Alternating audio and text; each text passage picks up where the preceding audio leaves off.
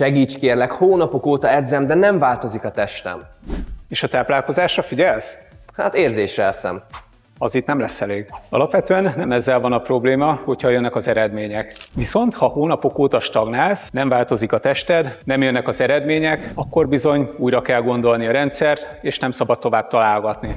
Fontos tudnod, hogy a testednek aktuálisan mennyi energiára van szüksége. Ehhez mérten pedig, hogyha hízni szeretnél, vagy tömeget növelni, akkor bizony kalóriatöbblet kell, ha pedig fogyni, akkor kalóriadeficit. Mindemellett nagyon fontos, hogy a megfelelő zsírbevitel meglegyen, hogy a hormonháztartásod rendesen működjön. A fehérjebevitelre is nagyon-nagyon kell figyelni, mivel ez a kulcsa az izomtömegnövelésnek, illetve az izommegtartásnak abban az esetben, hogyha fogyni szeretnél. Teljesen megértem, hogyha neked a mindennapi feladatok mellett nincs már kapacitásod arra, hogy ezt számoljad. Én viszont pont ezért hoztam létre a Doma Factory kalóriakalkulátorát. Beírod a megfelelő paramétereket, és outputnak megkapod, hogy pontosan mennyi kalóriát vigyél be, abból mennyi legyen a fehérje, a szénhidrát és a zsír.